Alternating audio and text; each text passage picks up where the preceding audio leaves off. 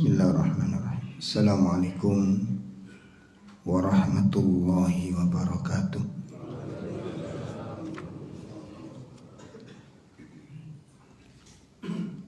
Alhamdulillahi rabbil alamin. Alladzi arsala rasulahu bil huda wa dinil haqq liyudhhirahu 'alad dini kulli wa kafa billahi syahida. Asyhadu an la ilaha illallah wahdahu la syarikalah wa asyhadu anna Muhammadan abduhu wa rasuluh. Ya ayyuhalladzina amanu taqullaha haqqa tuqatih wa la tamutunna illa wa antum muslimun. Allahumma salli wa sallim wa barik ala nabiyyina Muhammadin wa ala alihi wa ashabihi wa man tabi'ahum bi ihsanin ila yaumiddin, amma ba'd. Ikhwatul iman rahimani wa rahimakumullah.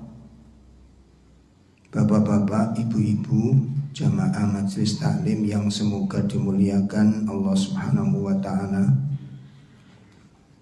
Pertama, kita bersyukur kepada Allah.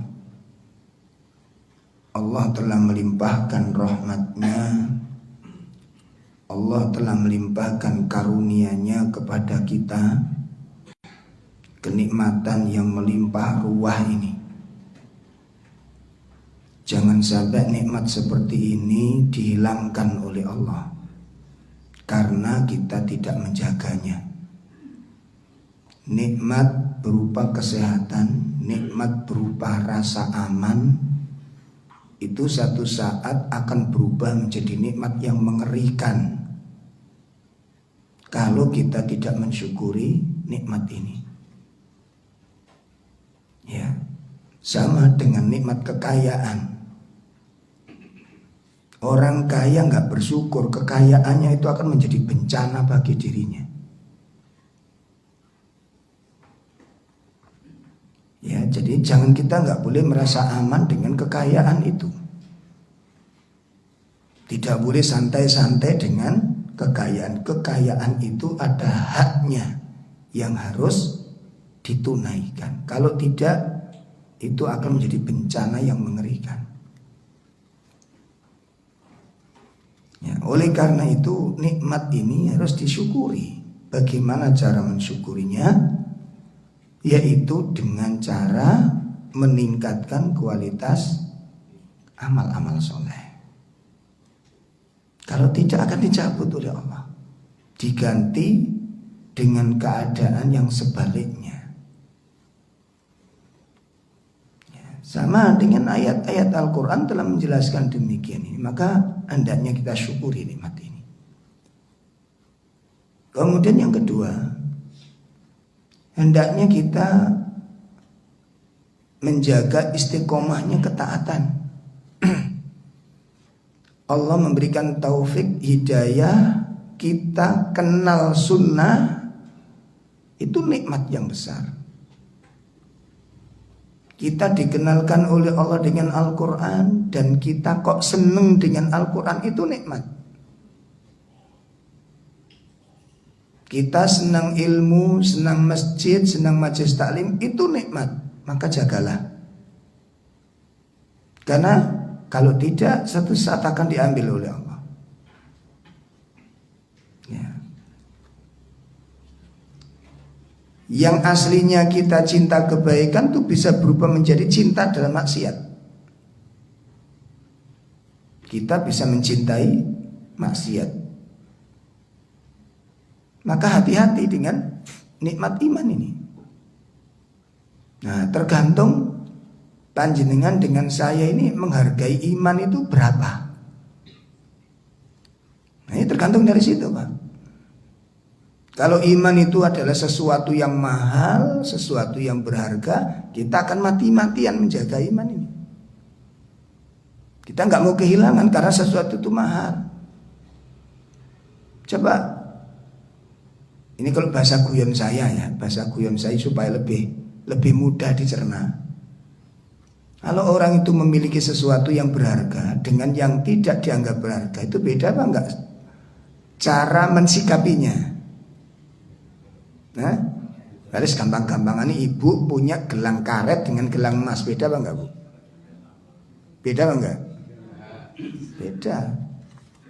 Kalau ibu kehilangan gelang karet sak gendel isi 20 hilang, ibu nyeleng mboten? Sumpek mboten? Nyari-nyari mboten? Kenapa? Karena enggak berharga. Itu simpelnya ngono, Pak. Gelang karet nyeleleng, sumpek, sedih, songgo uang, tenger-tenger kan nggak mungkin kehilangan. Kenapa? Karena nggak berharga. Tapi kalau ibu kehilangan gelang emas walaupun cuma 1 biji, harga 200 juta, nyelelengnya berapa hari? Gak tahu nyeleleng nggak duwe. Ibu bisa gambarkan ucapan saya ini, Bapak bisa renungkan apa yang saya ucapkan. Kenapa orang begitu sedih kehilangannya? Kehilangan sesuatu yang kita anggap berharga dengan tidak itu beda, Pak.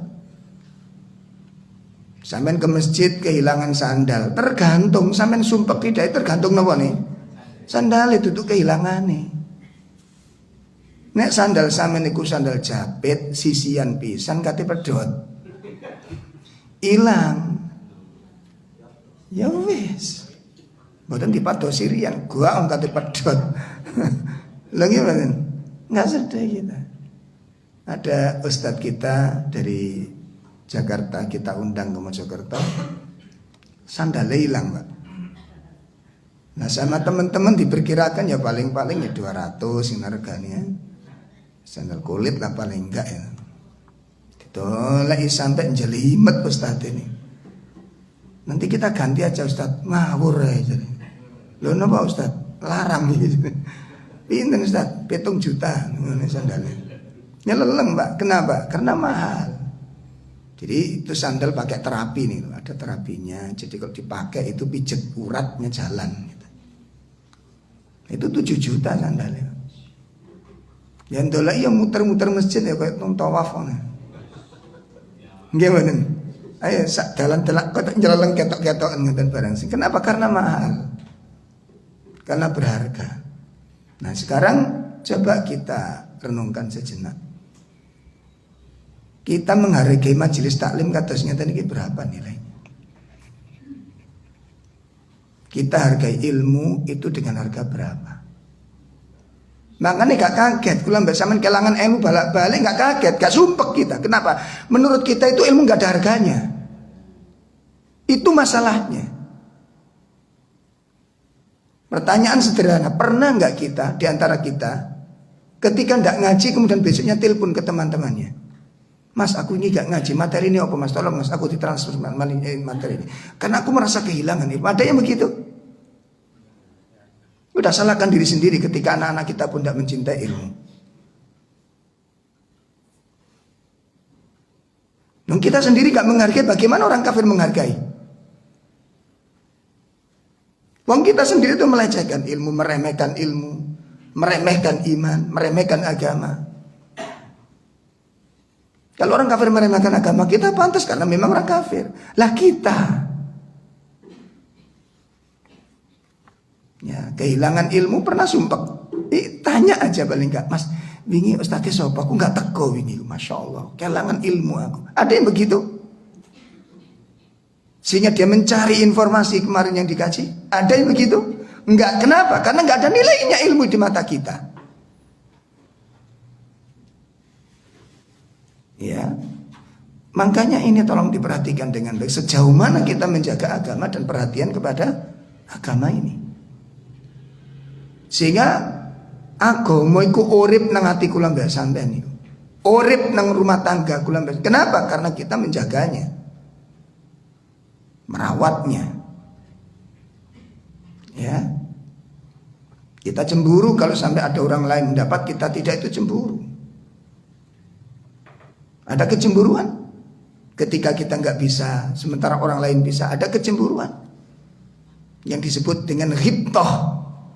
Ghibthah itu adanya kecemburuan dalam urusan kebaikan, seperti para sahabat. Kalau sahabat nangis bener, Pak, yang lain bisa melakukan, dia enggak, itu datang kepada Nabi, ya Rasulullah, orang-orang bisa melakukan ini, aku tidak, karena memang enggak mampu. Seperti orang-orang fakir nangis datang kepada Nabi. Kenapa orang-orang kaya bisa membebaskan budak, bisa ngasih makan orang miskin, bisa menyantuni orang-orang duafa, lah orang miskin enggak punya amal itu, nangis. Nabi, kalau begini berarti pahala surga itu miliknya orang kaya. Gimana nasib kami orang-orang miskin? Itu para sahabat. Itu betul-betul merindukan surga. Itu betul-betul mencintai akhirat. Dan kita kehilangan ngaji, yo gak sumpek. Kehilangan baca Quran, ada hari kehilangan baca Quran, yo gak sumpek. Ya, punya kesempatan sodako, gak sodako, ya gak sumpek. Nah, ini perlu evaluasi. Perlu dievaluasi. Sehingga timbul pertanyaan, apakah imanku perlu diperbaiki? Atau ngene ae? Ya. Sehingga inilah yang kemudian kita diberikan sebuah nasihat dengan sebuah kisah seorang wanita syahidah pertama. Sinten? Wanita syahidah pertama, yang mati syahid pertama. Sama? Mosok sih? Kena mosok ini mengkerut. Ayo sinten? Hah? Mosok. Yang sampai kemaluannya ditusuk tombak itu.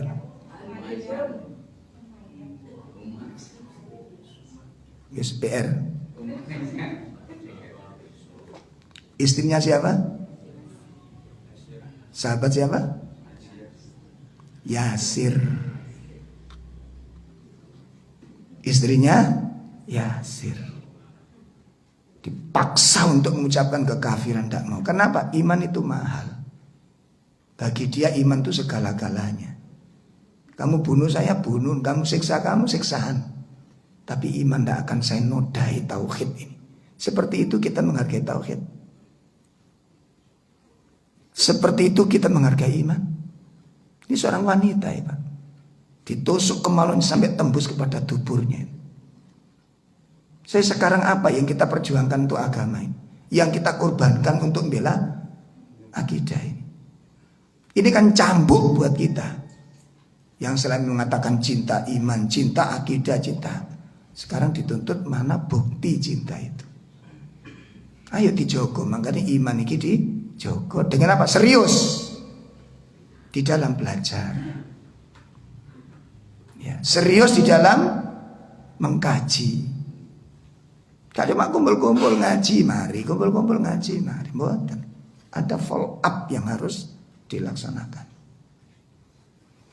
Baik, bapak-bapak, ibu-ibu sekalian yang dimuliakan Allah, sekarang kita melanjutkan pembahasan kitab Riyadhus Shalihin bab baru,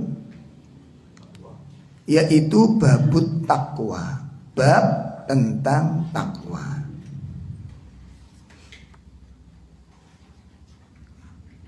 Kalimat takwa adalah kalimat yang sudah familiar di hadapan kita, kalimat yang masyhur, kalimat yang tidak asing di pendengaran kaum muslimin. Kenapa kalimat takwa ini merupakan kalimat yang paling sering kita dengar? Karena wasiat-wasiat takwa itu wasiat wajib. Ya, khutbah Jumat menjadi syarat wajib. Jadi orang berkhutbah, khatib wajib menyampaikan takwa. Kajian-kajian rutin, ayat yang dibaca pertama kali ayat tentang takwa.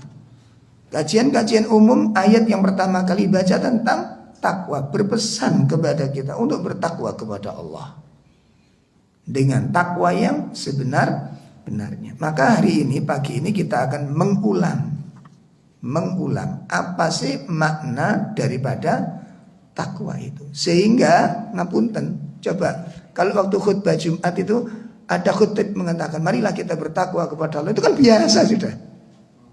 Ada sesuatu yang istimewa di pesan itu. Saya dengarkan gitu. Ibnu Mas'ud mengatakan, hai orang-orang yang beriman, ayyuhal mu'minun, kata sahabat Ibnu Mas'ud, idza qala Allahu, apabila Allah Subhanahu wa taala berfirman, ya ayyuhalladzina amanu, hai orang-orang yang beriman. Jadi ketika Allah berfirman memanggil orang-orang beriman, apa katanya?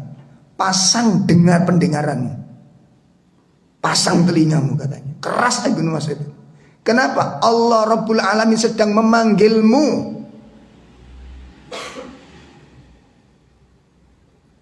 Seseorang memenuhi panggilan itu, respon seseorang memenuhi panggilan itu tergantung bukan suaranya, tapi siapa yang manggil. Betul apa enggak? Coba kalau di pabrik kita, ya, kepala regu kita manggil, dengan direksi yang manggil, dengan direktur yang manggil, itu pengaruhnya sama apa enggak? Dalam sama apa enggak? Yang bedakan apa? Status yang memanggil, bukan panggilan itu. Bukan panggilan itu. Ya, sama ketika kita menghadap seseorang, itu yang paling menentukan kita nanti sungkan atau tidak, gemeter atau tidak, pekewu atau tidak, itu tergantung status orang yang kita hadapi. Semakin tinggi posisinya, semakin rasa hormat itu hadir di hati kita ini. Gimana? Ada dua kasus yang unik.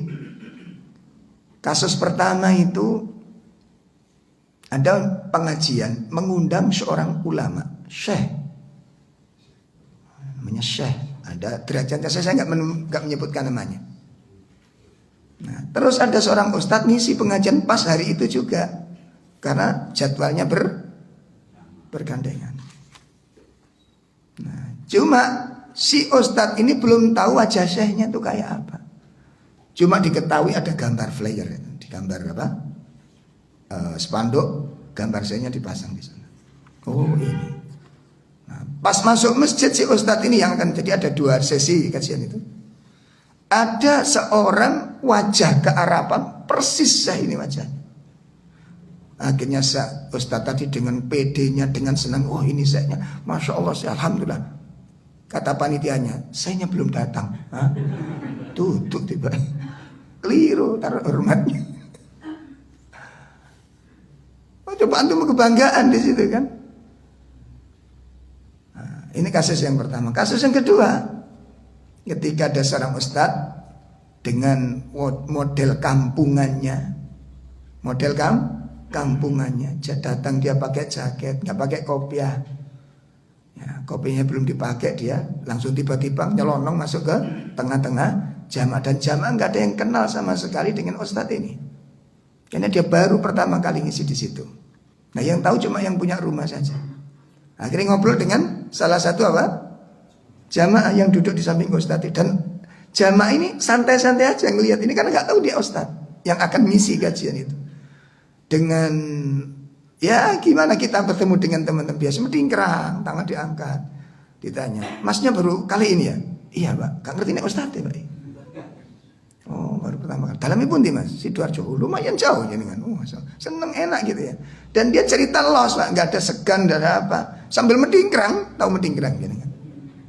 Jadi nggak ada rasa, karena memang usianya lebih tua jamaah ini daripada ustadznya tadi itu. Nah, terus ustadz nanya, ini biasanya jam berapa? Jam 9, ini nggak tahu, ustadznya kok belum datang katanya. Jadi ustadznya diem aja dia, karena ngarepe wong. Saya nganter iku, iki paling durung-durung iki ustadz. Kan saya mendampingi ustadznya itu. Ngobrol tuh dengan ya kadang-kadang kita itu kan sok-sokan kadang-kadang ya. Ngerti sok-sokan ya. Masnya sudah lama tak ngaji. Alhamdulillah sudah sekian lama saya ngaji ini, sekian tahun. Kadang-kadang sok-sokan. Tahu sok-sokan ya? Ceritakan hadis, ceritakan, Masya Allah Ustaz diceritakan hadis. Batinku mari runyam kamu. Habis ini kamu runyam. Benar, akhirnya jam 9 orang mulai kok belum ada tanda-tanda. Datang ustadznya, tuan rumahnya datang ke depan pintu gitu. Pak, mana ustadznya? Nggak tahu nih belum datang ini. Akhirnya si tuan rumah tolak teh, loh, lah ini ustadz katanya gitu. Langsung si medingkrang sikili melorot mas, langsung melorot. Kapok kan? Gak lihat. Kenapa? Apa pengaruhnya? Apa pengaruhnya?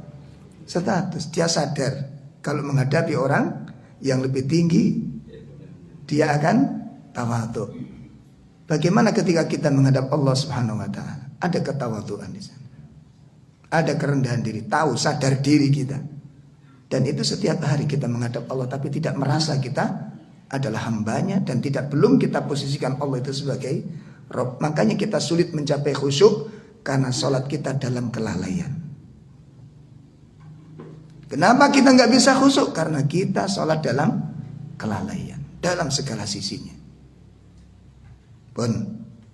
Jadi kita akan bahas takwa. Apa itu takwa? Supaya nanti pengaruh nasihat kepada kita itu. Kita akan bahas takwa ini dari beberapa sisi. Yang pertama kita bahas dari sisi lughah, bahasa. Makna takwa diambil dari dua kata dasar. Makna takwa, at-taqwa diambil dari dua kata dasar. Yang pertama dari kata dasar waqo. Waqo nulisnya wawu qaf ya. Wawu qaf ya. Waqo. Apa artinya? Menjaga. Itu yang pertama. Kata dasar yang pertama itu waqo artinya apa? Menjaga. Yang kedua diambil dari kata dasar al-wiqayah.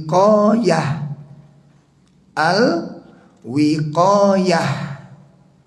Jadi nek nulis alif lam waw. Alwi. Alif lam waw. Al-wiqayah, wiqayah, qaf alif panjang itu, yatu tak marbutoh. Al-wiqayah. Jadi nulisnya al-wiqayatu gitu ya. Nah, al-wiqayah itu memiliki dua makna. Yang pertama bermakna al-hadru. Al-hadru. Hadru. Alif lam ha dzal ra. Al-hadru. Artinya hati-hati. Apa artinya? Hati-hati. Makna yang kedua, al-wiqayah bermakna apa? Al-ihtiyat. Al-ihtiyat. Al-ihtiyat itu artinya waspada. Waspada. Al-ihtiyat artinya apa? Waspada. Nah, sehingga makna takwa menurut bahasa ada berapa jadinya? 3. 1 menjaga, 2 hati-hati, 3 waspada. Nah, kalau kita simak dari kalimat ini saja sebenarnya sampun saged dirasa nih, Mbak. Wong takwa iku modele kaya apa? Dari kalimat ini sudah bisa dirasakan, sudah kena dirasa nih sampun. Siapa orang bertakwa itu? Berarti orang bertakwa itu punya sifat tersebut. Hati-hati, waspada, menjaga. Kira-kira dalam hal apa? Dalam segala hal. Evaluasi pada diri sendiri. Dari segi ucapan, apakah kita sudah termasuk orang yang hati-hati kalau ngomong? Atau pokoknya kepingin moncrot, kepingin muni-muni, kepingin nyelatu-nyelatu, kepingin nyenggrang-nyenggrang, kepingin geruneng-geruneng. Atau ketika kita akan ngomong berpikir, aku ngomong begini bener apa enggak? Aku ngomong begini orang yang dengerin sakit apa enggak? Mikir apa langsung moncrot?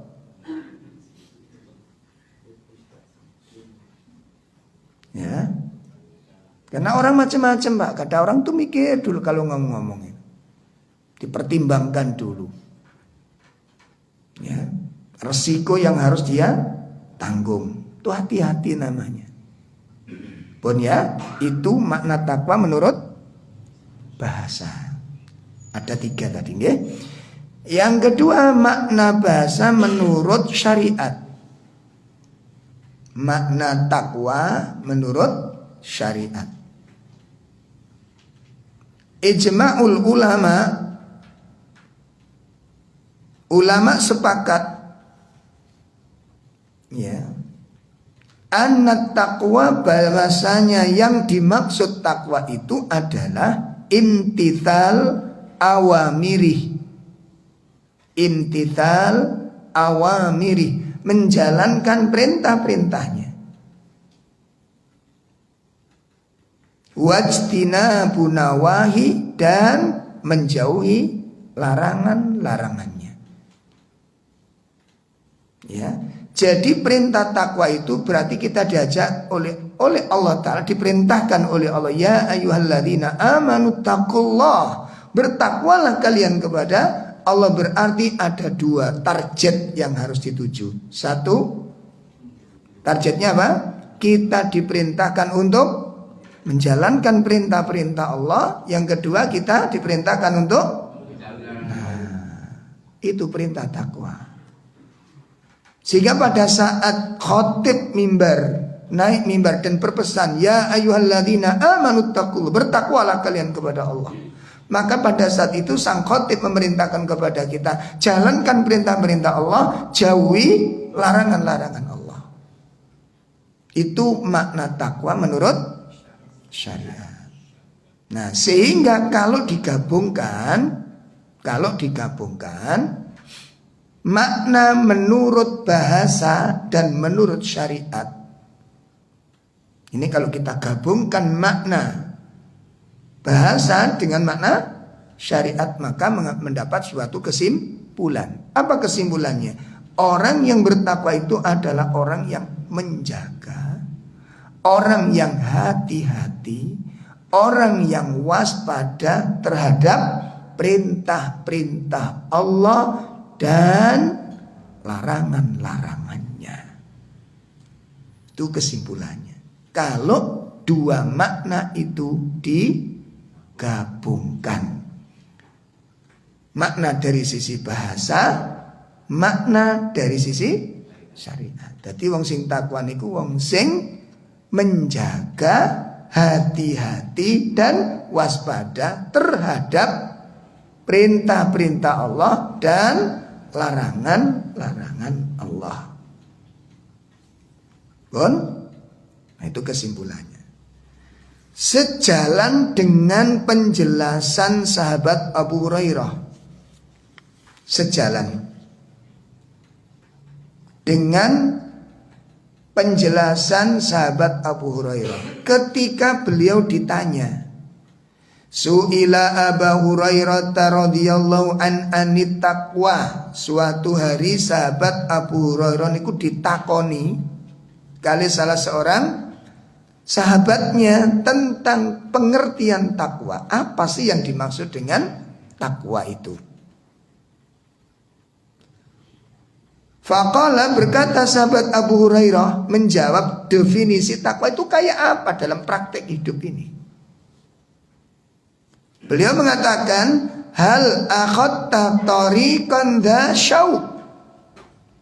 Hal akhadta tariqan dha syauq. Apakah Anda pernah melewati jalan yang ada durinya? Kata sahabat Abu Hurairah kepada orang yang bertanya tadi, ya Abu Hurairah, tolong jelaskan kepadaku pengertian takwa itu kayak apa sih? Maka Abu Hurairah mengatakan apa? Apakah Anda pernah melewati jalan yang ada durinya? Maka orang yang bertanya tadi menjawab, "Na'am, ya. Ya, saya pernah lewat jalan yang ada durinya." Nah, begitu dijawab demikian, Abu Hurairah balik bertanya. Sekarang ganti sahabat Abu Hurairah yang bertanya, "Fa kaifa sana'ta?" Apa yang kamu perbuat? Kalau kamu melewati jalan yang ada durinya, gimana sikapmu? Kalau kamu melewati jalan yang ada durinya, bagaimana sikapmu? Qal, berkata seseorang tersebut, idza ra'aitu syauq, kalau aku melihat duri.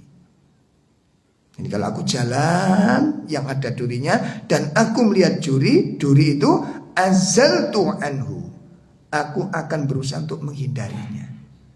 Jangan sampai kakiku nginjek.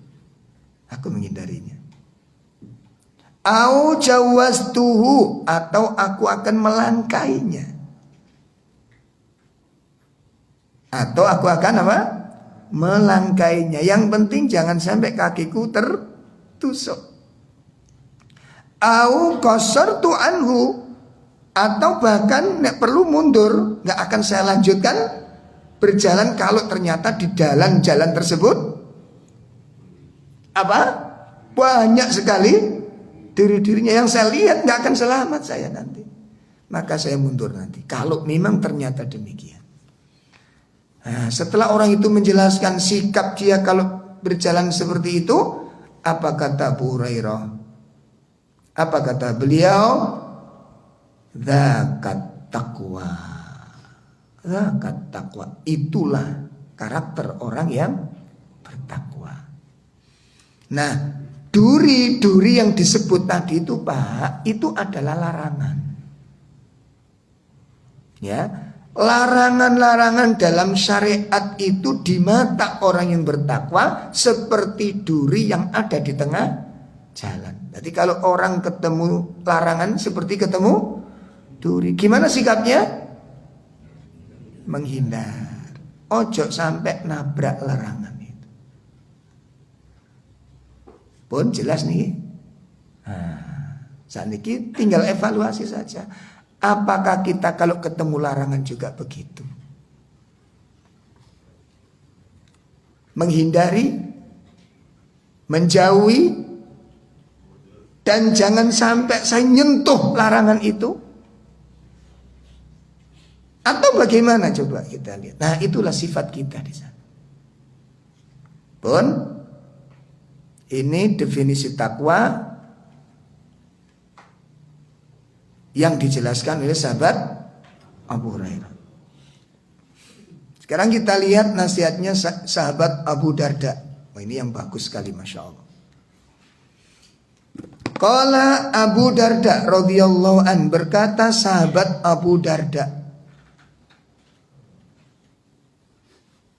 tamamut taqwa, puncak dari ketakwaan.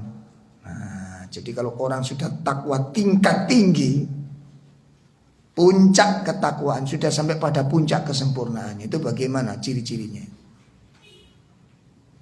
Ayattaqiyal abdu hatta yattaqiyahu min mithqali dzarratin. Puncak dari ketakwaan itu adalah hendaknya seorang hamba menjaga dirinya. Menjaga dirinya. Berhati-hati dia, waspada dia. Ya, min misqali dzarratin, dari sesuatu seberat dzarrah. Ya. Hendaknya seorang hamba waspada, hendaknya seorang hamba hati-hati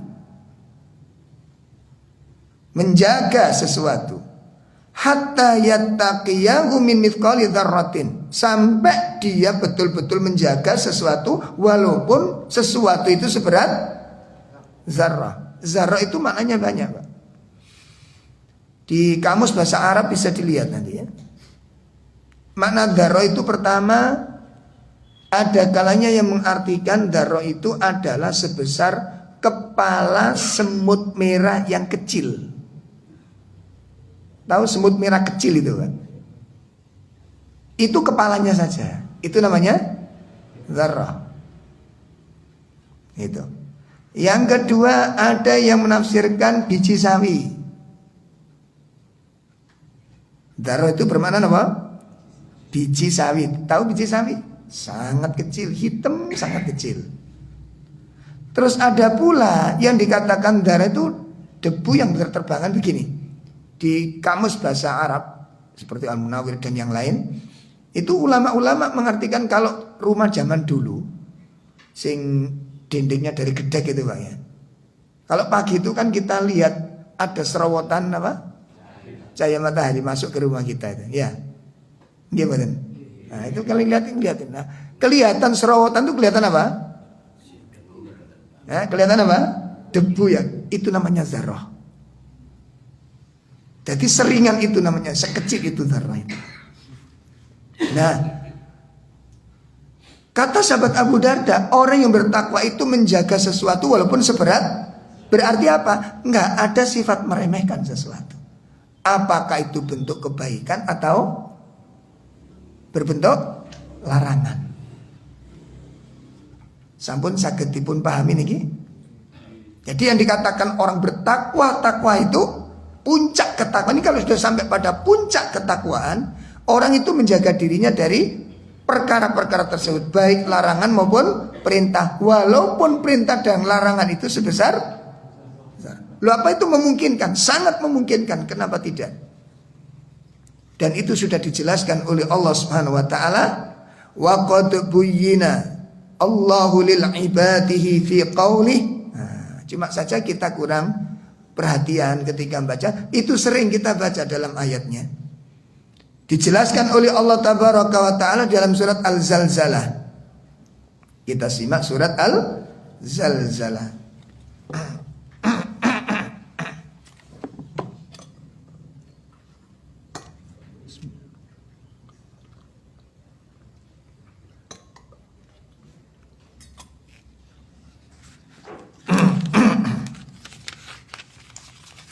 Di ayat 2 terakhir Al-Zalzalah, di 2 ayat yang terakhir.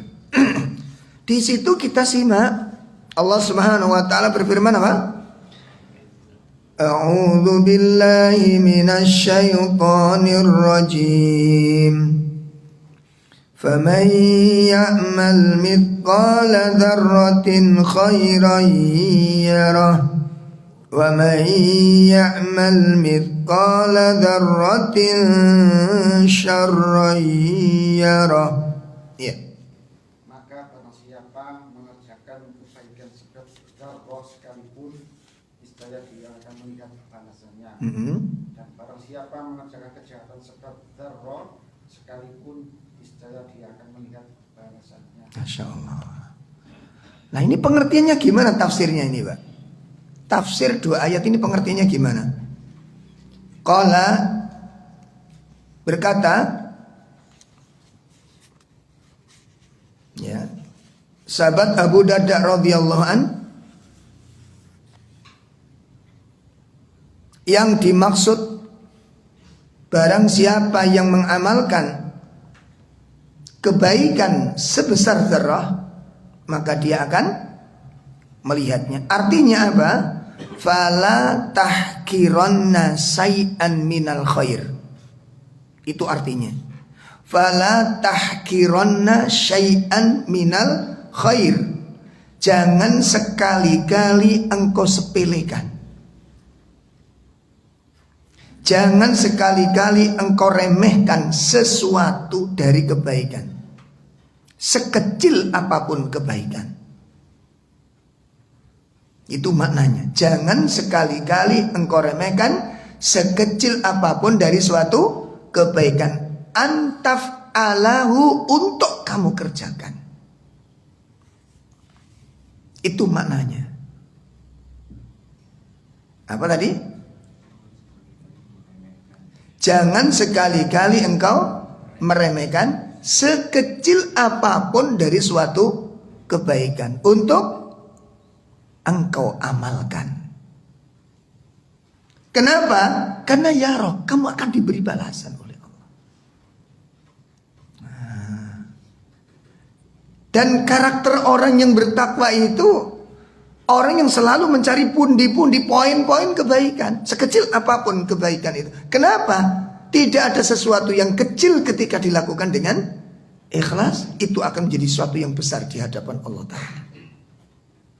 Itu konsep hidupnya orang bertakwa. Gak gampang remeh no amal. Bagaimana kita meremehkan amal? Wong kita itu butuh amal. Bagaimana orang meninggalkan pahala? Wong kita itu butuh pahala. Jadi lihat konsepnya orang cari rosokan itu, Pak. Iki nek dibuat banyune, Pak. Gelas akuan iki tak buat banyune, iki nek ditimbang, iku gak ngerubah keadaan daun timbangan. Terus mboten. Saking napa nih? Saking entengnya. Sama tukang rosokan diambil apa enggak ini? Diambil apa enggak? Kenapa? Karena ada nilai jual. Jadi konsepnya wong bertakwa itu model tiru kayak wong rosokan. Sekecil apapun itu ada nilai jual, ambil. Kenapa? Itu makna yang ada dalam surat Al-Zalzalah.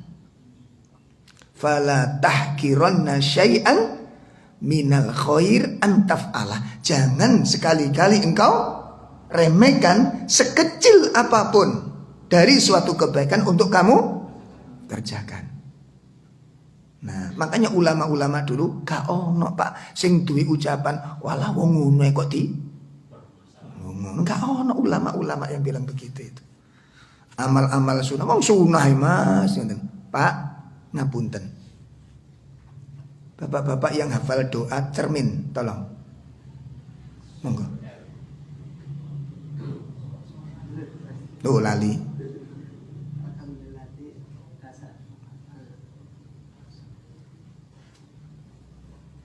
Sing hafal bercermin. Ibu-ibu.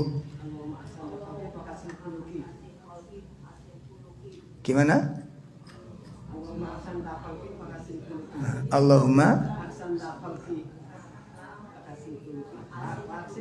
Allahumma kama hasanta kholki fahassin khuluki.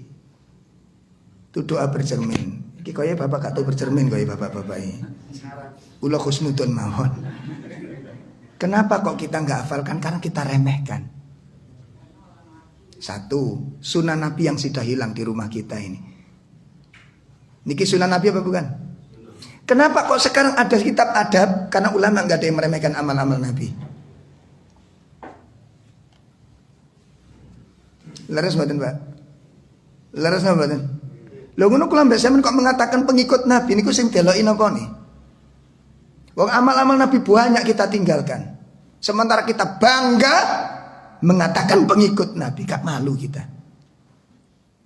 Yang namanya pengikut itu gimana, Pak? Awak dhewe iku cemburu karo pengikutnya Beckham, Pak. Anak-anak kita kalau sisiran tuh sekarang niru sunai Beckham. Sisir kini ke sini, yang sini ke sini. Jadi kok sabut tuh anak-anak. Sampai pernah lihat itu? Itu bukan sunan. Nek sunan Nabi niku nek sisir teko kiri ke kanan. Ini wis gak patek ono, wis gak patut dibahas. Kenapa? Karena kita remehkan. Pertanyaannya, panjenengan dengan saya kepingin berapa sunnah yang harus dihilangkan ini? Jenengan kali kalau kepingin berapa lagi sunnah yang harus kita tinggalkan, Pak? Ya Allah, nggak sadar kita.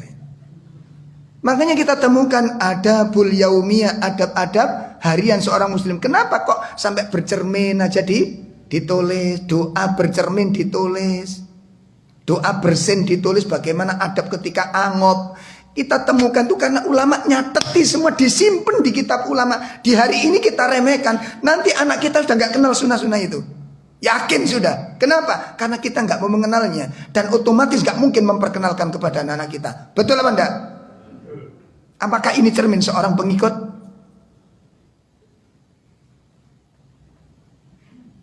Gak izin kalau ketemu Nabi nanti. Ya Rasul, aku pengikutmu ya Rasul. Sekian ratus sunnah kita tinggalkan gara-gara ucapan itu. Ulama nggak ada yang mengatakan demikian. Lalu apa kita kalau mengikuti begitu nggak dapat pahala? Dapat apa enggak? Dapat apa enggak? Dapatnya dari mana? Menghidupkan sunnah. Jadi sing mateni sunnah iki sapa? Itu sebab-sebab kenapa kita ditelantarkan oleh Allah hari ini. Kenapa kaum muslimin dibiarkan dikuasai orang-orang kafir? Karena ini. Satu kita tinggalkan, nanti ada satu lagi ditinggalkan, satu lagi ditinggalkan. Makanya pertanyaannya, kita ingin berapa lagi sunnah-sunnah yang harus kita padamkan supaya nggak dikenal lagi oleh umat ini. Nah, ke sitok-sitok sunnah itu hilang, Pak. Hilang betul. Kenapa? Karena diremehkan. Sunnahnya tidur, sudah banyak yang hilang itu. Wudu, gak patek wudu, Pak. Walau sunnah, bahasanya mesti ngono. Gimana? Ya Allah. Bun, terserah. Monggo silakan dengan gaya kita berislam ini, dan kita akan bertemu di akhirat bersama. Nanti waktu dihisab baru tahu kita yang jujur atau tidak. Nah, dan dikenalkan anak-anak ketika bersin. Sampai saya itu dicerbek sama anak saya yang TK nih, Pak. Kan bersin saya itu lagi balesi WA. Blas, alhamdulillah, aku menengahi gak lali. Diceblek, diem aja Abi. Loh, ngapain? Aku bersin. Aku sudah baca tahmid nih. Abi kok gak baca doa? Yarhamukallah. Nah, gitu ah. Yahdikumullah. Anak TK, Pak. Kenapa? Karena di sekolahnya diajari tentang itu. Adab-adab itu dikenalkan. Terus ini terulang lagi, anak TK kita lagi yang ingatkan. Waktu ke pondok, ke Tarik sana, itu naik tangga. Adik kita bilang, subhanallah, tak pikir saya murojaah. Loh, masih diling. Diem aja. Ngapain? Kalau naik itu baca takbir. Sunahnya kan begitu toh. Nah, iki ya diwaca sampean kali itu. Hilang. Hilang. Naik tangga pergi ke masjid, naik tangga ke mall, naik lift. Macam apa, Bu? Mikir blonjo nih soalnya. Baca takbir? Hilang sudah. Makanya saya tanya, kepingin berapa lagi sunnah yang harus kita padamkan dalam hidup ini? Sehingga nanti pada saat anak-anak kita pun tidak mengenal apa itu sunnah. Apakah itu cita-cita tertinggi kita dalam berislam ini? Apa itu harapan kita di dalam mensiarkan agama ini? Masya Allah. Ini kita remehkan karena kita meremehkan itu. Padahal disebutkan oleh Allah, wa may ya'mal mithqala dzarratin khaira ya. Tidak ada satu amal sekecil apapun pasti akan diberi balasan oleh Allah. Pun ini satu. Artinya apa? La tahkiranna syai'an minal khair an taf'ala. Jangan engkau apa tadi? Jangan engkau sepelekan sekecil apapun dari kebaikan untuk kamu kerjakan. Kenapa? Karena akan dibalas oleh Allah. Bagaimana kalau ada balasan? Wah, aku gak butuh, kan gitu seakan-akan. Kan seakan-akan begitu, gak butuh amal kecil itu aja ya. Allah. Itu yang pertama. Yang kedua, wa may ya'mal mithqala dzarratin syarra yara. Apa artinya? Fala tahkiranna syai'an minasyarri. Fala tahkiranna syai'an minasyarri. Jangan engkau sepelekan sekecil apapun dari suatu keburukan. Jangan kau sepelekan sekecil apapun dari suatu keburukan. Antat taqiyya, untuk kamu jauhi. Untuk kamu jauhi. Bon, paketannya Pak. Kalau orang sudah biasa meremehkan amal kebaikan lalu dia tinggalkan, maka tidak sedikit amalan-amalan buruk yang dia kerjakan karena dianggap masalah ngene Mas kayak gede iku makruh. Makruh. Sampai saya hadir waktu masih bujang membahas masalah rokok ini. Dan Ustaz ahli hadis dari sepanjang sana. Saya hadir. Wallah ini saya lakukan. Ketika ada pertanyaan dari teman saya dari Balongbendo itu, Ustaz gimana hukumnya rokok? Katanya kan kalau ada dalil itu sia-sia, itu merusak diri. Itu ditertawain sak masjid Pak sama santrinya itu. Ditertawain betul. Sehingga saya mau nanya lagi minder gitu kan. Wedi dia Pak nih. Ditertawain. Pertanyaan ini terlain betul Mas, balik takok nih jelas kalau dalilin tentang haram itu si takok nih. Nah, akhirnya sang ustaz pun menjelaskan wilayah halal haram itu wilayahnya Allah, betul itu, betul. Sehingga kita nggak ada nas satupun yang menyatakan rokok itu haram. Nek sampean ngenani nas begini, nggak ono sabu-sabu haram nih. Ini dalile innas sabu-sabu haram. Ono dalile. Pun akhirnya apa? Begitu selesai saya sowan ke beliau menghadap pribadi. Langsung kalau di forum kurang enak karena harus ada diskusi yang baik. Ustaz, Nana mau nanyakan lagi tentang masalah tersebut. Nah, 1 bulan yang lalu Ustaz nyampaikan hadis la doror wala diror. Ya betul, karena 1 bulan berikutnya waktu itu kita bahas tentang definisi hadis la doror wala, jangan engkau membuat bahaya pada dirimu dan bahaya orang lain. Nah, beliau menyatakan la di situ itu kata jumhur ulama lam tahrim. Lam yang menunjukkan apa? Pengharaman. Jadi jangan kamu membuat bahaya kepada dirimu dan membahayakan orang. Intinya apa? Kalau lam itu lam tahrim menunjukkan membuat bahaya pada diri sendiri dan orang lain itu hukumnya haram. Itu kesimpulannya dari makna konteks hadis itu. La doror wala diror. Nah, sementara yang namanya rokok nih Ustaz, jumhur, nah aku malah jumhur pisan. Dokter semuanya sepakat itu beracun. Gitu. Bahkan yang nulisi beracun niku sing duwe rokok, Pak. Sing nulisi beracun sinten? Dan itu disetel di rumah sakit Sidoarjo niku setel gambar rokok sebesar saya ini gambarnya ditulisi. Racunnya itu di sekitar 30 racun. Bahan-bahan yang bahaya jangan kalau masuk rumah sakit itu nanti ada gambar rokok sebesar saya ini, Pak. Racunnya enggak karu-karuan.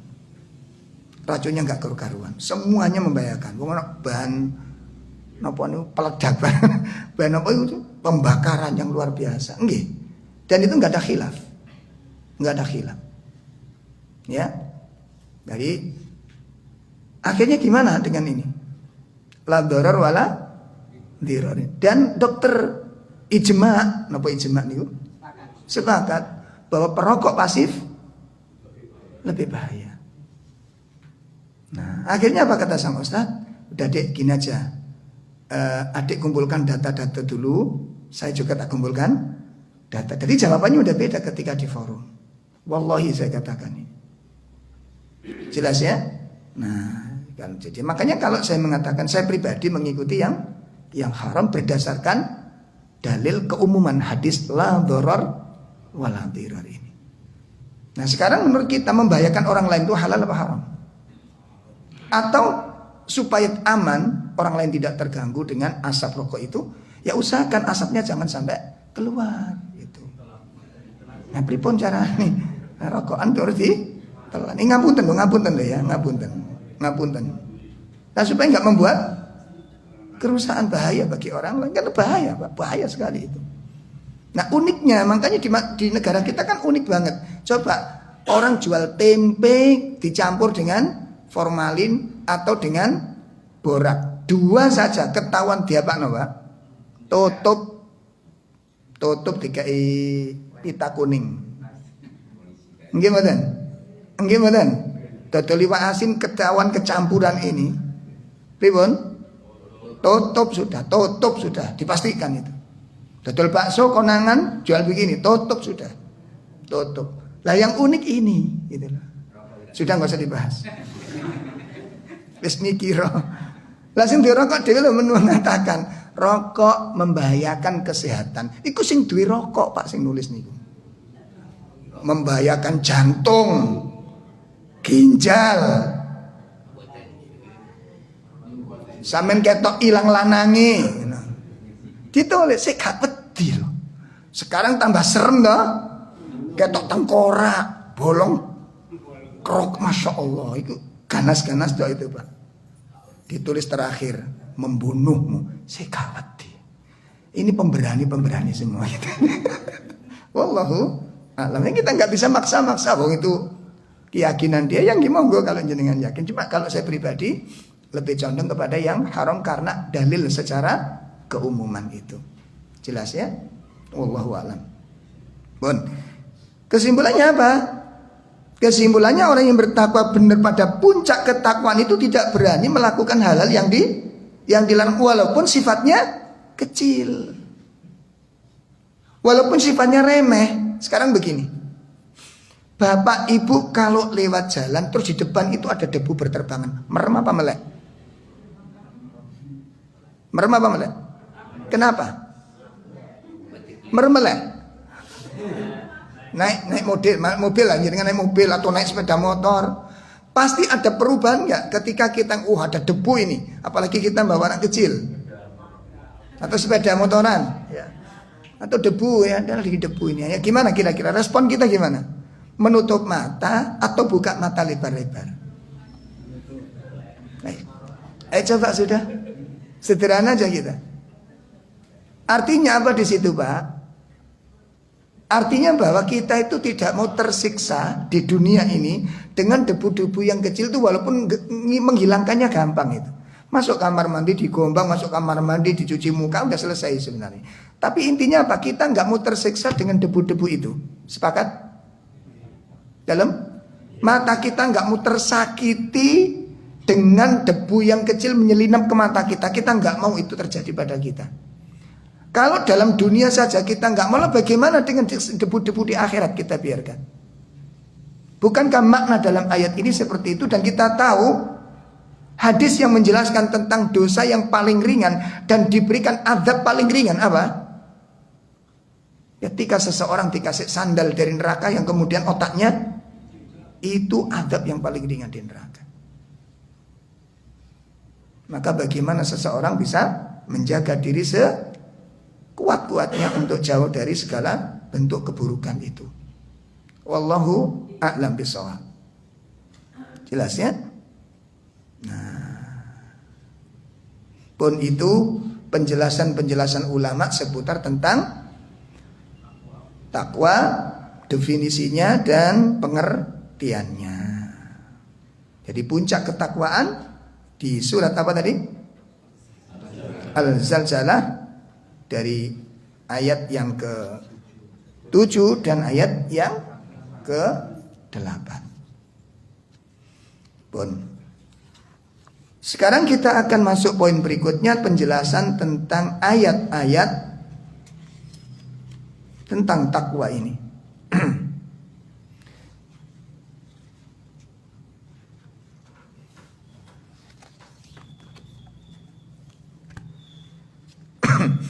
Sehingga kalau sebelum kita masuk ke ayat-ayat itu, kalau kemudian kita pelajari syariat saum, syariat siam, siam dengan saum, apa bedanya?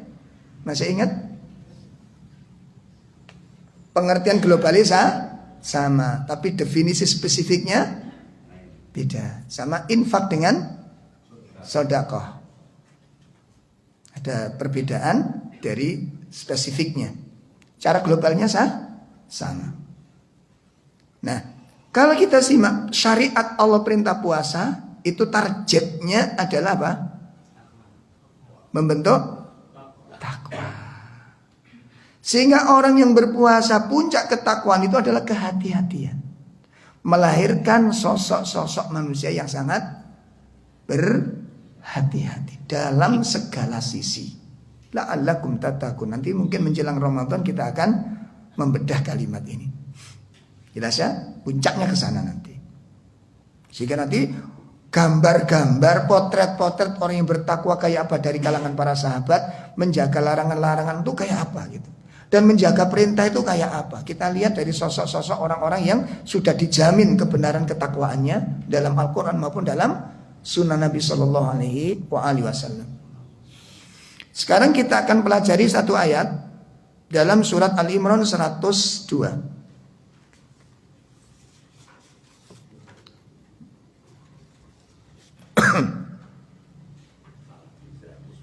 Ya, surah Al-Imran ayat ini 102.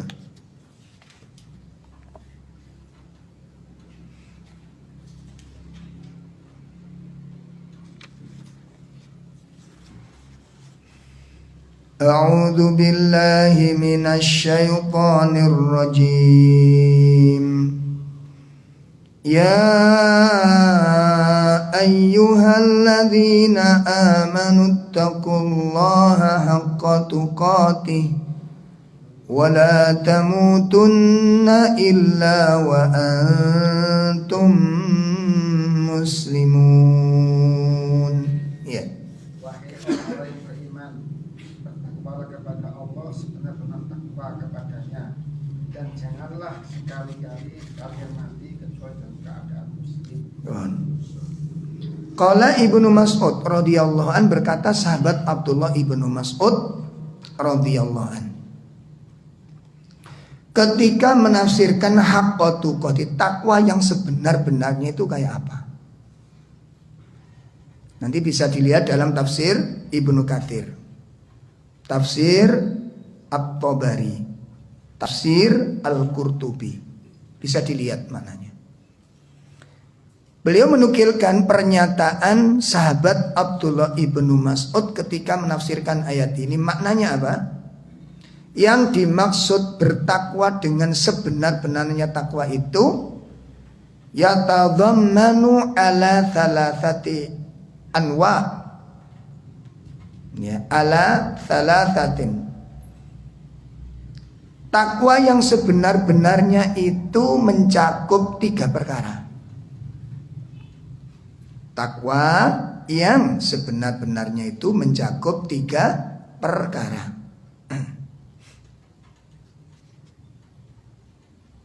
Yang pertama, an yuta'a fala yu'sa. An yuta'a fala yu'sa. Hendaknya Allah itu ditaati dan jangan dimaksiati. Itu pengertiannya. Pertama, apa?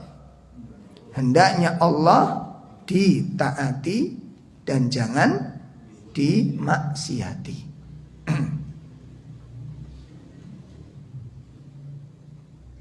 Itu yang pertama. Pengertian takwa yang kedua, makna yang dimaksud takwa yang sebenarnya itu adalah an yuzkara fala yunsa. An yuzkara fala yunsa. Hendaknya Allah senantiasa diingat.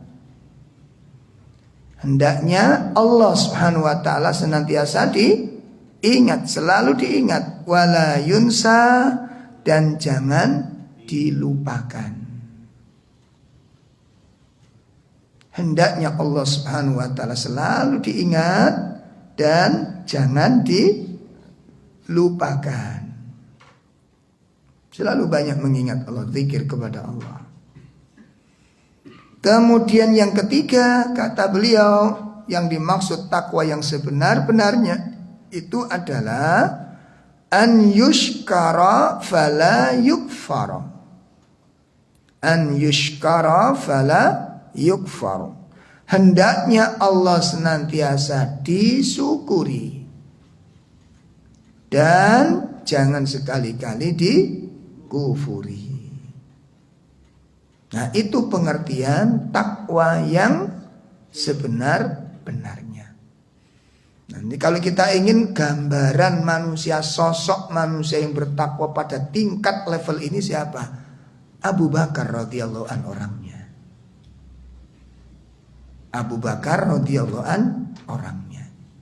Itu kita lihat dari tarikh tentang kisahnya siapa? Abu Bakar dalam menjaga ketakwaan kepada Allah itu Masya Allah. Menjaga lisan, Abu Bakar itu yang paling hati-hati orang menjaga lisan itu. Ya, orang yang paling lembut hatinya dan paling takut terjatuh ke dalam dosa itu Abu Bakar orangnya. Makanya ketika Nabi ditanya tentang sosok manusia yang paling dicintai Nabi, ya, oleh sahabat Amr bin As, nanti bisa dilihat dalam kitab Sama'il Muhammadiyah. Ya, dalam kitab apa? Sama'il Muhammadiyah. Itu ada kitab menjelaskan tentang sikap-sikap Rasulullah dan para sahabatnya. Salah satunya kisahnya Abu Bakar. Salah satu kisahnya Abu Bakar. Itu Masya Allah, Pak. Bon. Sekarang kita lanjutkan pengertian berikutnya ayat wala tamutunna illa wa antum muslimun. Wala tamutunna illa wa antum muslimun. Jangan sekali-kali kamu mati kecuali dalam keadaan Islam. Pengertiannya apa? Qala al-Imam Ibnu Katsir. Berkata Imam Ibnu Katsir,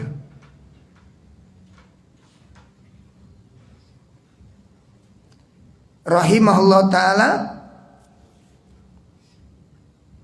hafidhu islamakum. Hafidhu islamakum. Jagalah olehmu sekalian keislamanmu. Jagalah keislamanmu. Itu maknanya. Hafidhu islamakum. Litamutu alai agar kamu kelak diwafatkan di atasnya. Ya Allah. Agar kamu kelak diwafatkan, dimatikan di atas keislaman itu. Artinya apa? Kalau orang itu serius menjaga keislamannya, menjaga nilai-nilai syariat agamanya, betul-betul dijaga, dia taati perintahnya, dia jauhi larangan-larangan, dia jaga dari batas-batas yang dilarang oleh Allah Ta'ala. Kalau dalam kehidupan dia sehari-hari seperti itu, apa kata beliau? Litamutu ilai, kau akan diwafatkan oleh Allah di atas keadaanmu itu. Kamu diwafatkan oleh Allah di atas kehati-hatianmu itu. Itu makna pertama kata Imam Ibnu Katsir. Hafidhu islamakum. Jagalah keislamanmu agar engkau diwafatkan di atasnya. Kemudian dijelaskan oleh beliau pula, man asya ala syai'. Barang siapa yang hidup di atas sesuatu. Man asya ala syai'. Barang siapa yang hidup di atas sesuatu, mata ala syai', maka dia akan mati di atas sesuatu. Barang siapa yang hidup di atas sesuatu, maka dia akan diwafatkan di atas sesuatu. Artinya apa ini, Pak? Artosipun pripun iki? Orang itu akan diwafatkan oleh Allah Subhanahu wa taala sesuai dengan, enggak jauh dari kebiasaannya. Nah Allah, jadi untuk menjadi orang yang mati dengan mati yang mulia itu enggak mesti harus jadi ustadz, Pak. Paham ya? Nah, ustadz sendiri apa mati di atas kebaikan? Jawabnya apa? Belum tentu. Belum tentu. Kenapa? Ada materi hati bisa tergelincir. Hati bisa tergelincir. Ada tergelincirnya hati orang-orang soleh menjelang kematian? Ada, Pak. Hafal Quran, hafal ribuan hadis, hafal tafsir para ulama, mati menjadi seorang ateis. Ada kisahnya. Di zaman Nabi Musa ada ulama namanya Bal'am bin Bauroy, hafal Taurat. Dan dia dikaruniai ijabatu doa. Nek tangani ngeten, Pak, langsung dikabulkan oleh Allah. Itu doanya Bal'am, terkenal di zaman Nabi Musa. Kemudian beliau menguasai, Bal'am ini menguasai apa? Memahami tentang Asma'ul A'dzam. Memahami dan mendalami nama-nama Allah yang agung. Dikuasai sama beliau. Jarang di zamannya seperti itu.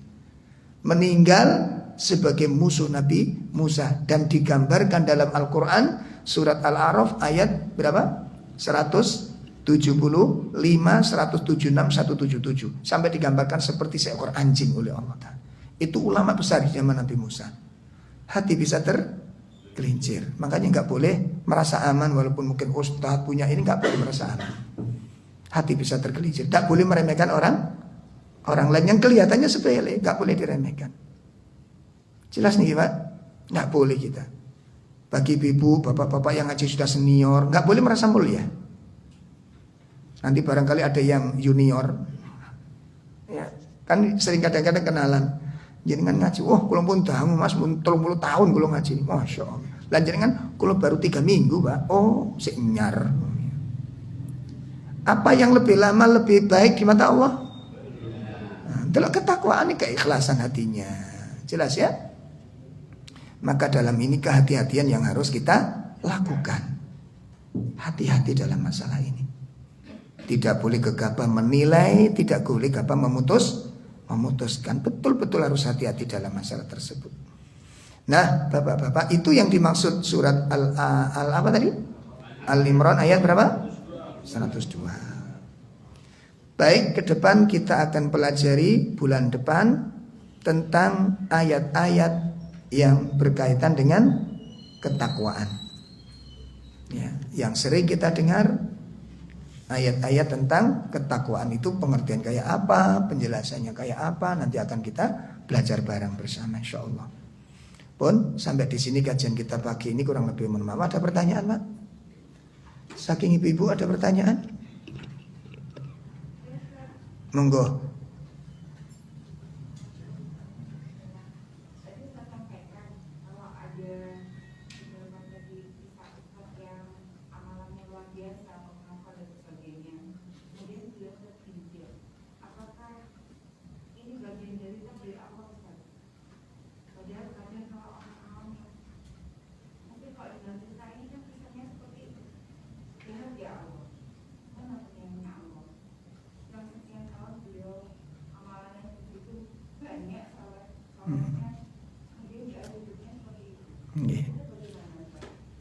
Ya, jadi kalau memang ada hadis itu kan, kalau kita lihat hadis wonten gini kitab Arba'in Nawawi, wonten hadis yang keempat.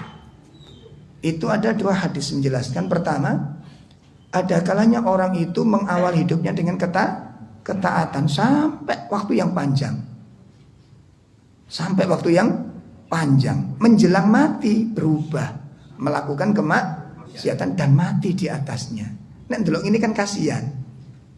Oke, baik. Yang kedua, ada kalanya orang itu mulai awal hidupnya jelek sampai waktu yang panjang, menjelang mati dia tabat berbuat baik dan mati di atas kebaikan dan mati di atasnya. Nek ndelok 2 kisah niki, pun fokus dulu, fokus. Nek ndelok 2 kisah niki sing enak pundi? Sing enak, pertanyaan ini sing enak. Sing kedua. Nek sampean suruh milih sing ndi? Milih kedua. Ya apa kira-kira mulai saiki maksiat? Milih sing pundi, Pak? Nek sampean peka yakin gak milih iki. Nek sampean delok sekilas nomor 2 Ustaz, mulai maksiat sekarang. Marun mati sampean. Kan masalah kan ngono. Lho nggih mboten? Sing enak sing pundi? Sing enak. Bon. Kalau kita lihat delok sing nomor loro nomor siji koyok ngunu semangatnya menjaga ketan kok mati ini elek, mana keadilan Allah? Kan begitu kan, protes kan kita istilahnya. Mana keadilan Allah? Nah, saiki mematikan Allah berbuat kepada hambanya ini. Satu, perhatikan, kita simak. Ya, Allah itu tahu nggak keadaan hambanya ini? Tahu. Allah punya sifat dolim nggak? Enggak.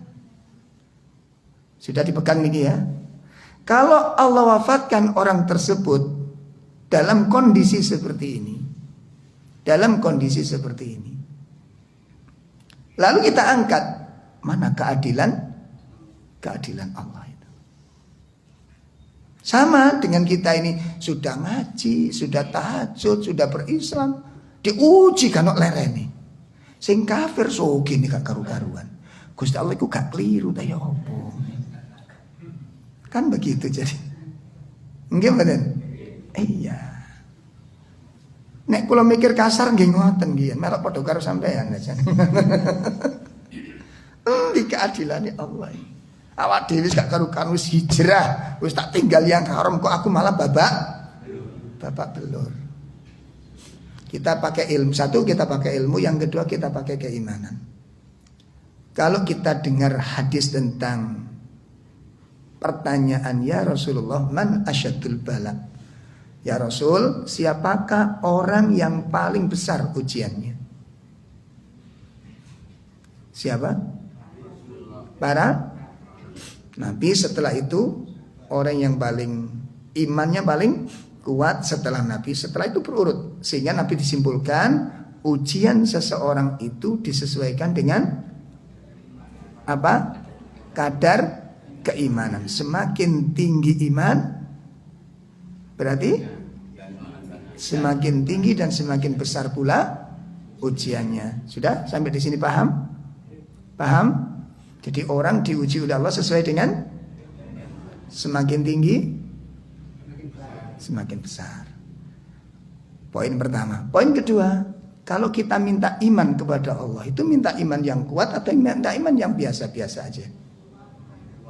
Dalam minta iman yang mana? Betul. Saestu. Ya Allah berikan aku iman yang kuat. Berarti enggak jadi. Ya Allah berikan aku iman yang biasa-biasa saja supaya begitu aja nanti. Gimana mulai hari ini doanya begitu? Enggak jadi juga. Terus njaluk opo sampai? Itu poin pertama. Sakitipun paham ini gini. Nah, orang kalau paham ilmu dan paham iman itu enggak bingung dengan masalah ini. Enggak bingung dengan masalah ini. Kemarin sore kita kaji di Candi, di Masjid As-Sajidin. Saya minta pandangan panjenengan. Kalau satu misal saya melihat sosok yang namanya Abdul Rauf, HP gak duwe, sepeda motor gak duwe, mobil gak duwe. Nek nurut pendarataan sampean niku, saya itu bahagia tuh mesak nih delok saya. Dalam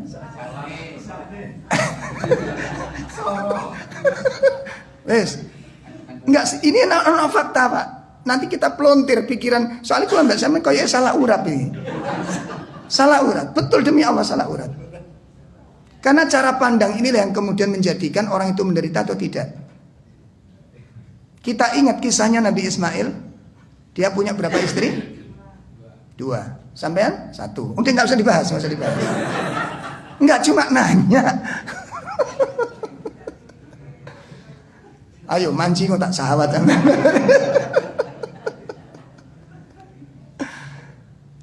Kasus pertama, Nabi Ibrahim datang ke rumahnya Nabi Ismail, ketemu istri yang pertama toh, ditanya, "Gimana kabar Ismail?" Jawabnya apa? "Keluarga kami dalam kesulitan, keluarga kami dalam kepahitan, keluarga kami dalam kesengsaraan." Oh, iya. Apa yang kamu makan? Begini. Yang kamu minum begini. Oh, nggih. Dah, nanti kalau Ismail pulang, pesan salamku kepadanya dan tolong ya suruh ganti tangga pintu rumahnya. karena nggak bagus. Siap, pulang Ibrahim. Ismail datang. Kok kelihatannya habis ada tamu? Apa ada tamu? Iya, ada orang tua begini-begini. Ada pesan bagi dia. Iya, pesannya satu, salam buat Anda. Yang kedua, Anda disuruh ganti tiang pintu rumahnya karena dianggap jelek. Oke, tiang pintu rumah itu kamu pulang. Akhirnya dicerai istrinya. Jarak beberapa waktu datang lagi Nabi Ibrahim ke rumah Nabi Ismail. Ternyata Nabi Ismail sudah menikah yang kedua.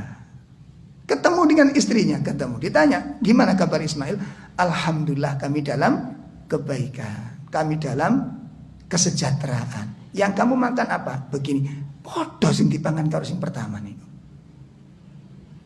Sing dipangan podo, rezekine ya podo. Tapi sing gare beda napa? Sing sitok kami kependeritaan, kami kesengsaraan. Sing sitok ngomong kami penuh dengan kebahagiaan. Padahal sing dipangan podo. Kondisine berarti sing beda napa? Iku sing nglontir nang pinggiran kula mbek sampean. Saged dipun pahami? Ini kisah itu kan Nabi. Oke, saiki sing zaman saiki ae. Sing zaman saiki. Kalau jenengan lihat tadi saya tanyakan sosok Abdurrauf gak punya HP. Wong punya HP kan WA sampean ndelok kan menderita gitu kan. HP sampean WA gak duwe. Ya Allah, SMS gak payu ta SMS. Melas lho Abdurrauf. Betul gak Bu? Orang gak punya HP zaman sekarang koyok satu, gak duwe sepeda motor, yo gak duwe mobil, gak duwe. Jenengan melihat sosok saya kayak apa rasanya Bu? Mendelok nih, mendelok tok, ya Allah. Kira-kira piye? Ketenangan atau penderitaan? Kalau Anda sendiri mengalami begitu rasanya gimana? Menderita, sudah kelihatan wajah-wajah yang penuh penderitaan jenengan. Memang wajah-wajah ini nggak pernah bahagia jenengan ini.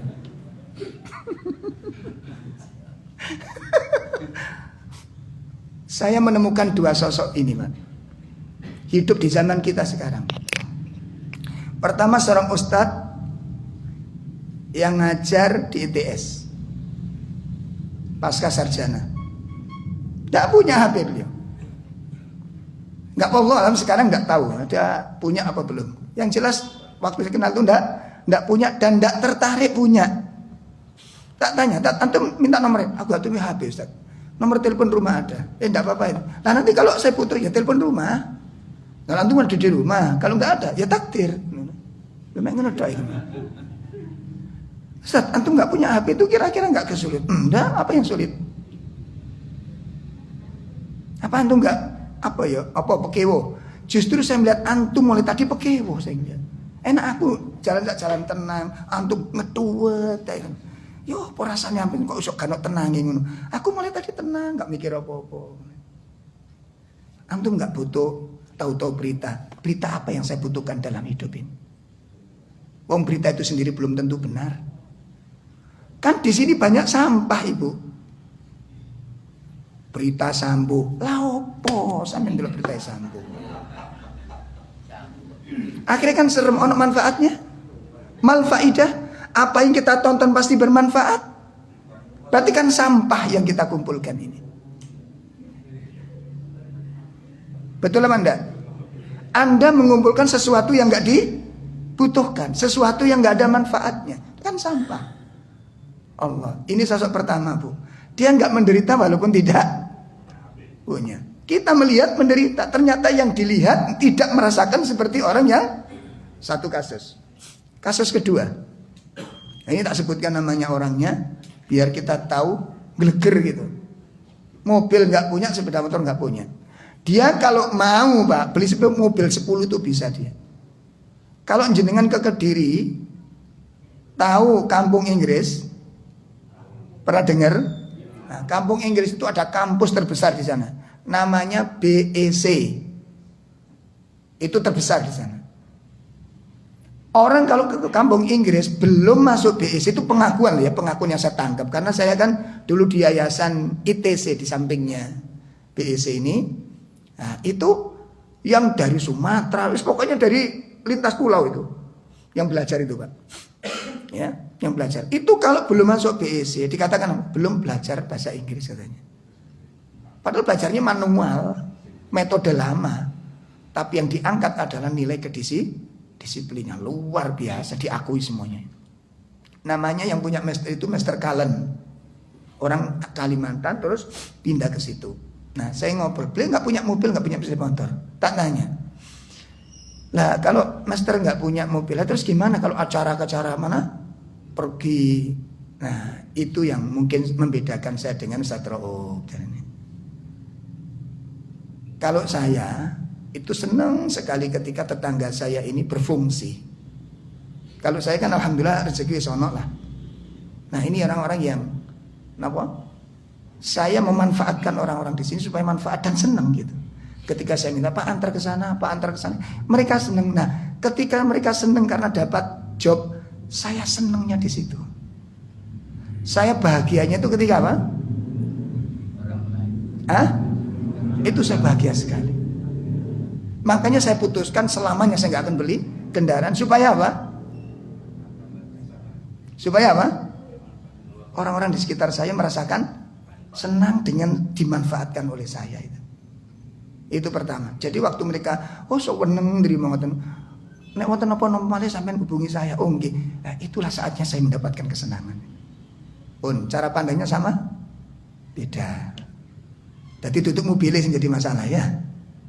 Napa nih? Mindset, pola pikir Anda dan saya. Terus saya nanya, loh apa nanti nggak kesulitan tepat waktu? Guyu deh, manajemen. Wong sing duwe sepeda motor lho telat terus nek ngaji. Tergantung apa? Manajemen. Nah, Islam itu memperhatikan tentang waktu. Sangat perhatian dengan waktu. Umat Islam sangat ceroboh dengan waktu. Sepakat? Nah, makanya kajian-kajian dimanapun kita lihat pasti belesetnya. Jarang jam 9 jarang. Akhirnya panitia mempolitisir supaya tepat waktu undangannya dimajok nih 8:30. Saya lihat saya datang 8:30. Yo ghaib semua Mas. Ghairu maujud. Tidak ada satupun makhluk di sana. Tak WA, loh Bu, ngajinya jam berapa? Loh, jam 9. Undangannya tak buat ngono otak. Ngomong ngorek. Lah Ustaz di mana? Sudah di masjid. Guyu. Loh ya apa sih santri kayak gini. Jadi Ustaznya di prank.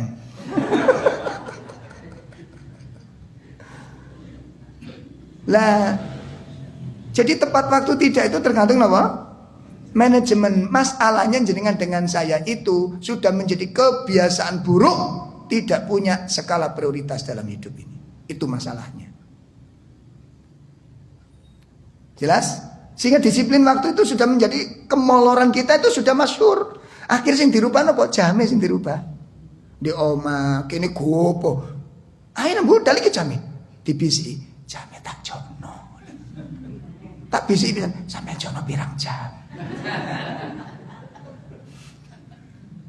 Sing masalah sinten, Mbak? Orangnya atau jamnya? Kenapa jamnya yang diutek-utek? Iku mbok puter nek perlu dimacokno sak jamane, tetep nek wis ngerti asline balik maneh. Coba enggak percaya, dimajukan setengah jam. Anak kan gopoh pisan. Ayo Mi, ayo Ma, ayo Bu, jamnya sak mene iki lho, sampeyan durung ngopo? Sik tenang. Kan kenapa? Ibu ngerti. Nek jamnya durung sampeyan balik. Asline metu maneh. Saged dipaham? Jadi yang perlu diperbaiki apanya? Wis jamnya diputer di omah-omah iku. Gak ono jam sekolahan, jam kantor, jam pabrik ora ono. Sing dirubah napa ne? Wonge. Saya setiap kali Pak ngaji, setiap kali ngaji itu selalu nomor 1. Lho ngoten. Kajian-kajian saya coba disiplin, belajar disiplin. Saya mau bujang.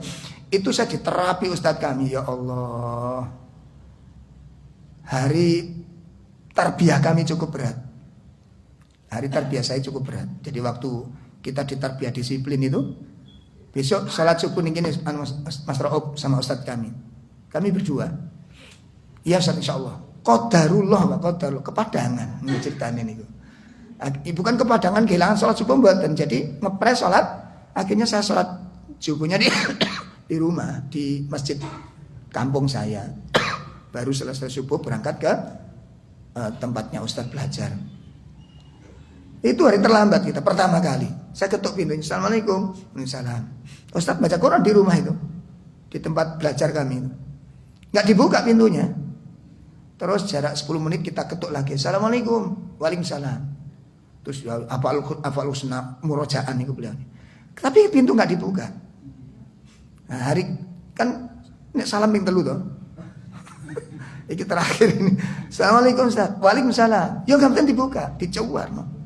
Sampai siang matahari mulai terbit, 6:30 dibuka. Libur, tutup mana pun. Allah teng ya Allah. Nek ngene nek kula mbek belajar duwe guru ngene kira-kira dibalani maneh mboten, Pak? Hah? Umum sampean belajar model guru ngeten iki lho. Ganti. Karena kita tidak siap ada resiko. Saya balik hari kedua. Hari kedua kita balik tepat waktu. Assalamualaikum salam. Ngaji sholat setelah itu duduk berhadapan. Gak ditakoni. Yo gak ngaji. Menang. Aku ambil kancaku kan bisik-bisik. Jari kanca. Sik ngamuk Ustaz. Jangan tahu rasanya kayak apa kira-kira jenengan berposisi sebagai saya. Akhirnya masing-masing benak ini berbeda, Pak. Teman saya bilang, aku kok nek mulang muridku disiplin kutuk ngene. Saya bilang dari, nek aku gak ngono rek. Jane takon sik apa kok keri wingi ku jane kan sebabe. Jadi dengan satu sikap orang berbeda pendapat di dalam mencermatinya. Lho ngoten. Wes akhirnya setelah itu baru prai lho ngono mari mulai subuh sampe gak dijak ngomong meneng lah Ustaz menake maca Quran jane omahe dhewe. Hari ketiga masuk tepat waktu bertanya, kamu ngaji serius apa enggak? Insyaallah serius Ustaz. Kamu saya harapkan untuk bisa meneruskan dakwah ini. Kalau kamu nggak disiplin, gimana kamu ngajari disiplin kepada santrimu? Itu nggak bisa hilang sampai hari ini nggak bisa hilang. Kamu ngajari disiplin gimana? Makanya kalau anak-anak saya mau ikut ngaji, istri mau ikut ngaji, sudah tahu harus bagaimana. Nek gak, mending gak saya ikut. Supaya apa? Sudah terbiasa tembakan molor. Gak biasa begitu. Gak dibiasakan begitu. Jadi waktu itu sangat mahal. Gara-gara orang meremehkan satu waktu, maka mereka semua amal pun akan diabaikan. Pun saged dipahami niki. Jadi permasalahan-permasalahan hidup sebenarnya dari mana? Dari permasalahannya atau dari mindsetnya? Mindsetnya. Jadi yang perlu kita putar-putar, yang perlu kita punya adalah cara pandang. Makanya kalau kacamata yang kita pakai ini kacamata bening, itu akan kelihatan wujud aslinya. Tapi kalau jenengan kelihatan kacamata hitam, maka semuanya akan hitam. Apalagi yang jenengan pakai itu kacamata hitam retak. Jenengan ngelihat saya, Ustaz habis kecelakaan ya, kok kepalanya penceng ini. Hah? Kenapa Ustaz kepalanya kok penceng? Mbak, ndasku gak penceng, Mbak. Kacamatamu sing pecah. Saged dipahami niki? Mudah-mudahan bermanfaat. Mari kita perbaiki diri kita dan cara pandang kita, karena cara pandang itu yang akan menentukan kita ini baik atau tidak, kita ini bahagia atau tidak. Bukan permasalahan, tapi dari cara pandang. Semoga bermanfaat. Wassallallahu ala nabiyyina Muhammad subhanakallahumma bihamdika asyhadu an la ilaha illa anta astaghfiruka wa atubu ilaik. Assalamualaikum warahmatullahi wabarakatuh.